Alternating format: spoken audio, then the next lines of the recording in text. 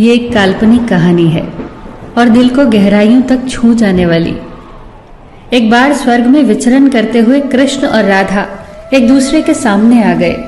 विचलित से कृष्ण, प्रसन्नचित से राधा। कृष्ण सकपकाए, राधा मुस्कुराई। इससे पहले कि कृष्ण कुछ कह पाते, राधा बोल उठी, कैसे हो द्वारिकाधीश। जो राधा उन्हें कान्हा कान्हा कहकर बुलाती थी, उसके मुख से द्वारिकाधीश का संबोधन कृष्ण को भीतर तक घायल कर गया।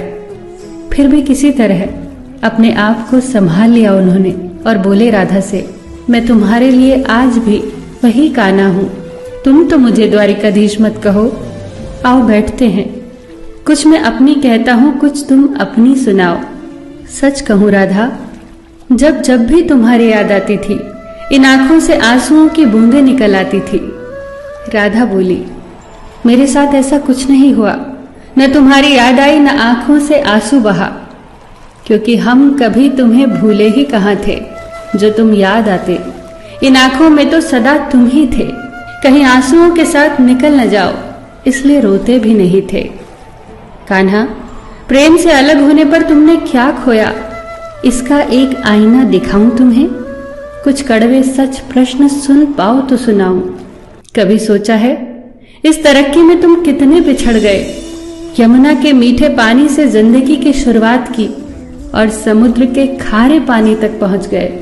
एक उंगली पर चलने वाले सुदर्शन चक्र पर भरोसा कर लिया और 10 उंगलियों पर चलने वाली बांसुरी को भूल गए।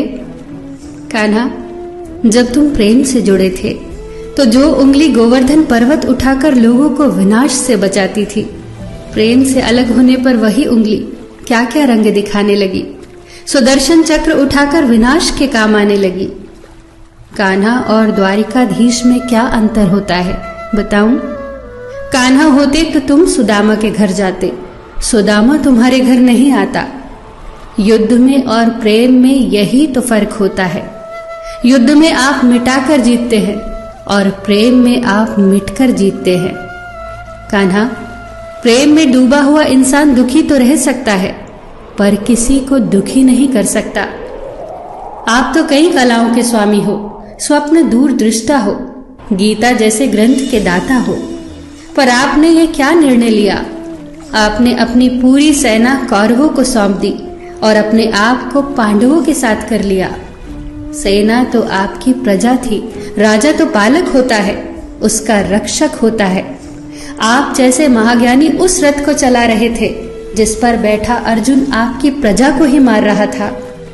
अपनी प्रजा को मरते देख आप में करुणा नहीं जगी, क्योंकि आप प्रेम से शून्य हो चुके थे।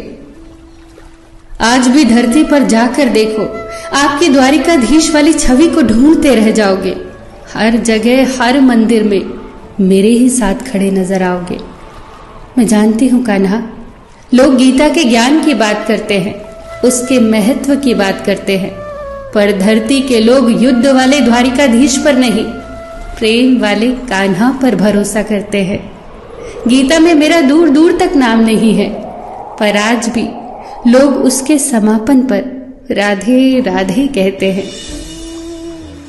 ये कहानी काल्पनिक जरूर है, पर इसके भीतर छिपी सीख बहुत महत्वपूर्ण है। श्री कृष्ण के पास कभी किसी प्रश्न का उत्तर ना हो, ऐसा तो हो ही नहीं सकता, परंतु राधा द्वारा लगाए गए प्रश्न चिन्हों पर कान्हा मौन रहे। यही तो है प्रेम में समर्पण का भाव।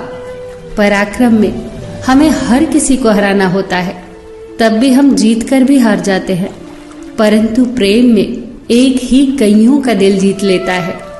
सही कहा है कि छोटी सी उंगली पर पूरा गोवर्धन पर्वत उठाने वाले भगवान श्री कृष्ण छोटी सी बांसुरी को दोनों हाथों से पकड़ते थे। फिर मिलेंगे दोस्तों अगली कहानी के साथ। तब तक के लिए अपना ख्याल रखना और हमेशा मुस्कुराते रहना।